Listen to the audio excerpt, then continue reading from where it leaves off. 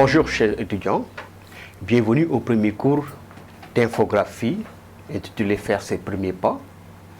Donc à l'entame de ce cours, je vais vous présenter d'abord le sommaire qu'on va suivre. Donc on va parler en première de la définition de l'infographie, cerner les contours de cette discipline, puis passer à comment informer. Donc quand on parle d'infographie aussi, on parle de l'informer. Puis aller à la définition de ce que c'est que le graphisme. Puis les outils du graphisme, parce qu'il est aussi bien de connaître quels sont les outils utilisés par un graphiste. Et voir les domaines d'application de cette science-là, qui est l'infographie, parce qu'on peut l'appeler une science. Et terminer par le choix du matériel dans le domaine de l'infographie. En définition du mot infographie, nous pouvons dire que l'infographie est composée de deux mots. On peut dire info, graphie. Info qui vient de informer, information. Graphie, d'où on peut substituer le mot graphique, graphisme. Donc si on regarde de manière générale, nous pouvons tout simplement définir en disant que l'infographie c'est quoi? C'est la représentation graphique d'une information ou graphisme de l'information. Nous reviendrons sur le terme graphisme. Donc, si on doit retenir quelque chose par rapport à cette première partie, nous pouvons juste dire que l'infographie, c'est représenter de manière visuelle, c'est-à-dire de manière graphique, des données complexes pour simplifier leur compréhension et leur appréhension. Maintenant, comment informer? Informer veut dire porter à la connaissance de quelque chose. Quand vous informez, vous portez à quelqu'un à la connaissance.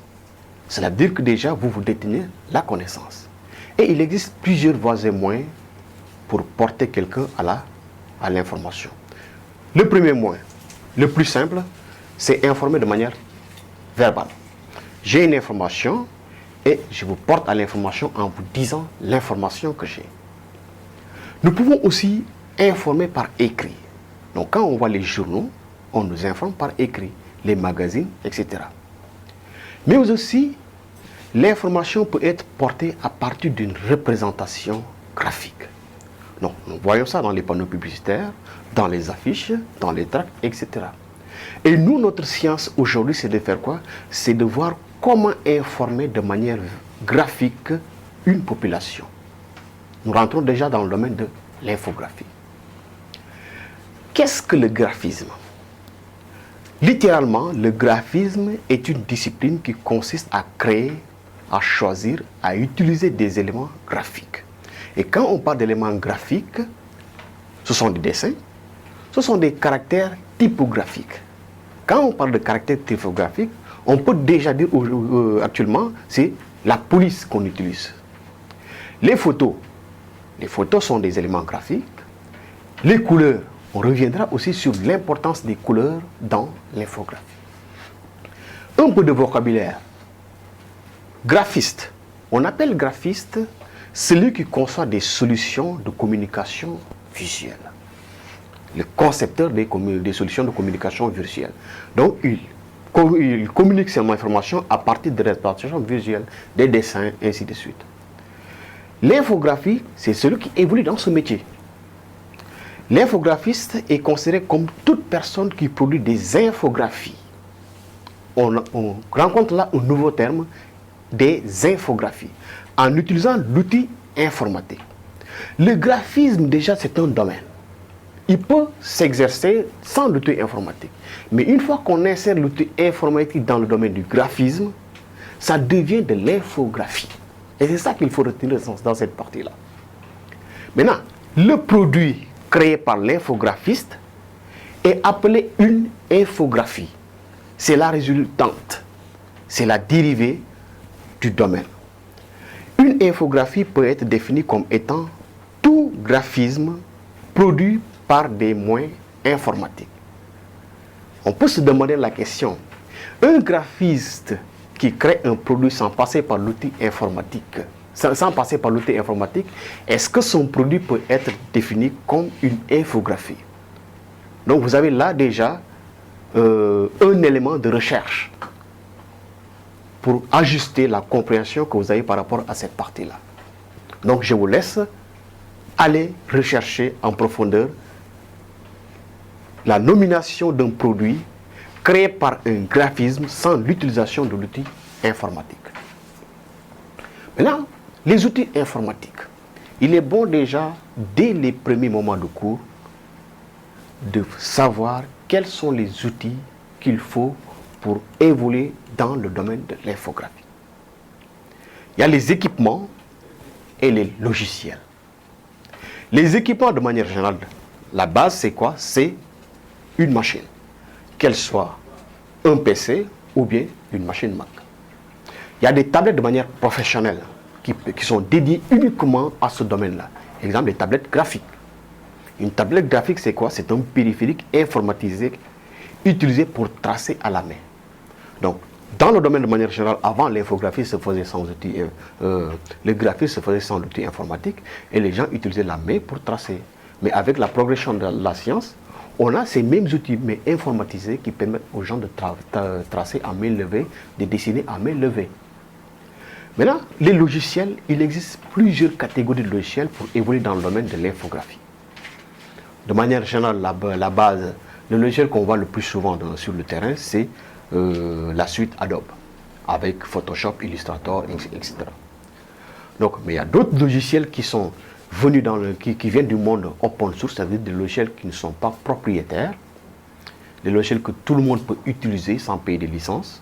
Exemple, celui qui est là, qui vraiment peut concurrencer, on peut dire un peu, les logiciels de Adobe, c'est GIMP. GIMP est un logiciel qui peut être utilisé sur Windows que aussi bien sur Linux. Bon, vous avez aussi PhotoFilter que vous pouvez télécharger et installer. Okay, même s'il est en propriétaire, vous pouvez avoir une version d'évaluation par rapport à cela. Et Photo Editor, qui lui est un logiciel en ligne. Donc, vous avez une interface en ligne. Vous avez déjà le site c'est https://www.photoshop.com/fr. Donc, vous pouvez déjà vous connecter sur cette interface-là et voir déjà la représentation graphique de cette application.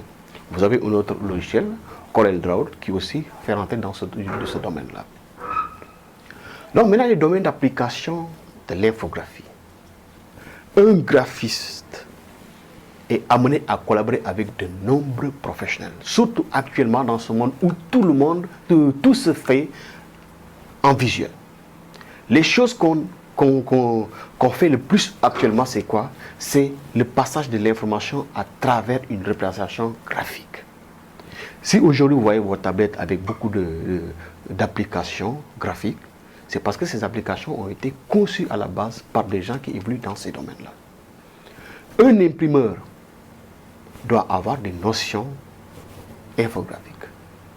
Un directeur artistique ne peut pas ignorer ce domaine-là. Donc un infographiste doit collaborer avec toutes ces personnes-là. Un scénariste, on peut avoir à monter des séquences de vidéos ou bien des dessins animés. Et ces dessins animés aussi sont des représentations graphiques. Donc, vous avez vu le domaine dans lequel vous allez évoluer à la fin de votre formation.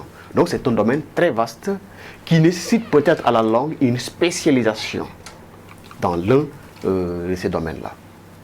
Les travaux d'infographie peuvent être destinés à l'édition et l'imprimerie. Nous voyons beaucoup de gens qui ont subi des formations de ce domaine-là et qui se sont retrouvés dans les imprimeries. À la publication réseau, c'est-à-dire, imaginez aujourd'hui les sites web avec beaucoup de représentations graphiques. Mais à la base, qui les conçoit, ce sont des gens qui ont subi ces formations-là. C'est pour vous dire que votre métier est très vaste. Vous pouvez être aussi bien dans les imprimeries, dans les maisons de presse, mais aussi développer des sites web de communication, parce qu'on voit actuellement même qu'il y a des sites web qui sont uniquement liés à l'information. Au lieu de faire passer l'information de manière graphique ou bien de manière par écrit, par exemple les maisons de presse, etc., nous pouvons avoir notre site web de communication, d'information. Donc, dans d'autres domaines, comme les domaines des bandes dessinées, domaine des bandes dessinées, de la publicité, des films d'animation et des jeux vidéo. Et actuellement, nous voyons beaucoup de jeux vidéo qui ont été développés grâce à cette science-là. Maintenant, le choix du matériel. L'infographie est un domaine qui exige des équipements liés à ce domaine. Quand vous voulez rentrer dans ce domaine-là, il faut avoir au moins en tête 3 choses sur les équipements que vous allez utiliser. 3 composants vont déterminer véritablement la puissance de votre machine. Le processeur, la RAM et la carte graphique. Ce sont ces 3 éléments-là qu'il faut avoir en tête et avoir les bonnes caractéristiques sur ces 3 éléments-là. Bon, de manière générale, pour nos cas d'école, on peut se permettre pour le moment d'utiliser des PC qu'on a pour le moment pour au moins simuler ce domaine-là. Mais de manière générale, pour les processeurs, il y a plusieurs types de processeurs et on va vous donner de manière graphique les éléments qu'il faut prendre en considération. Ce qu'il faut retenir sur ce point, c'est d'avoir les meilleures caractéristiques en termes de processeur, en termes de mémoire et en termes de carte graphique.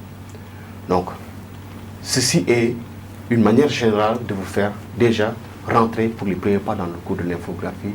Je vous remercie de votre attention.